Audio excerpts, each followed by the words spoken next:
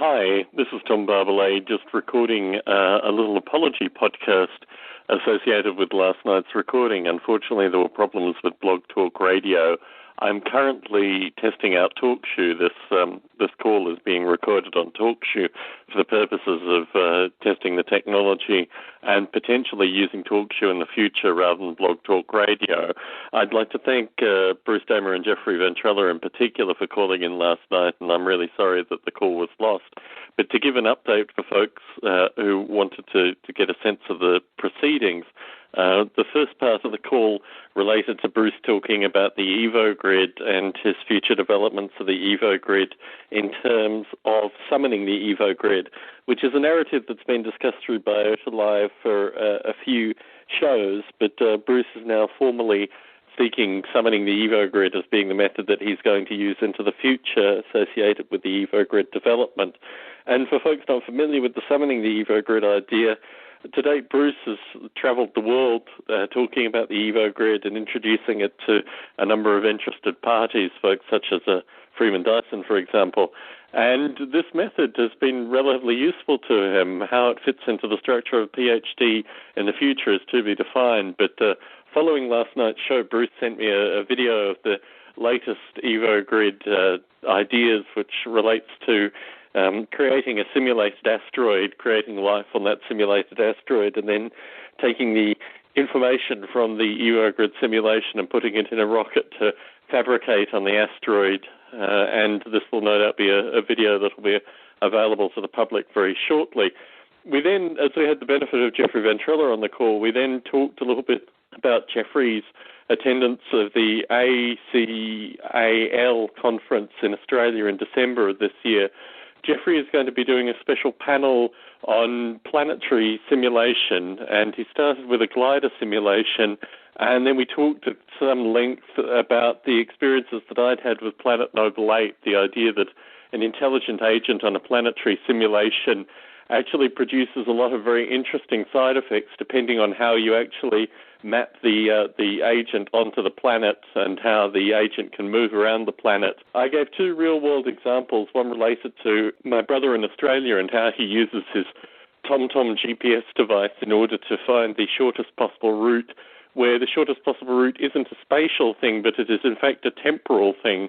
The TomTom device has some sense of the traffic conditions and optimizes his route based on the traffic conditions. This is in fact quite far removed from our own kind of spatial understanding, but it gives a very interesting mapping. And I gave an anecdote with regards to, driving between 2 points and going a completely different route, what appeared to be almost counterintuitive, but something that was optimized based on the route conditions.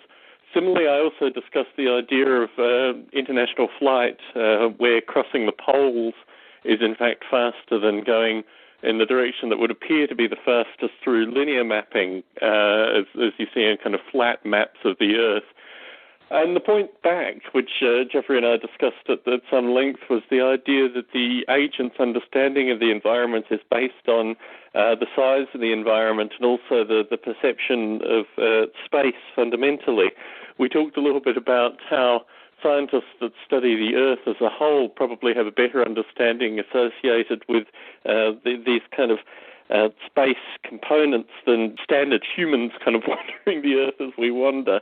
But I think what came through all this discussion was that the use of the artificial life simulation in the spherical environment is ultimately what defines the insight that can come from this. And certainly I think my discussion with Jeffrey promoted his own thinking in terms of how he could describe the intelligent agent case and how in particular the mapping coordinates, and this is coordinate mapping. The two examples I gave were planar to spherical, where you have a 2n by n map that is then wrapped around a sphere, obviously with the top and bottom points being the discontinuities, versus a cube mapping, where you have a six-sided cube, which is then kind of puffed out to become the sphere, and obviously the discontinuities occur at the points of the cube. So we then moved to talk about the ideas of pandemic simulation and what artificial life could teach the general public, and this related specifically to the swine flu. but also just a kind of broader sense that artificial life was a remarkably useful teaching tool in terms of pandemic analysis. And we then talked about education and how artificial life can be used as a very useful tool with regards to kind of K-12 education and also obviously tertiary level education as well. We concluded with some discussion about how pets and the interaction with the real world that we get through animals and plants impacts our artificial life development.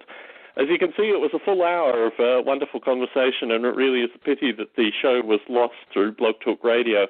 However, hopefully TalkShoe will do a slightly better job, and we can use TalkShoe in the future as the means of recording these podcasts, because obviously getting 2 or 3 artificial life developers together to have a bit of a chinwag seems to produce a lot of interesting insight. So anyway, this is an apology recording.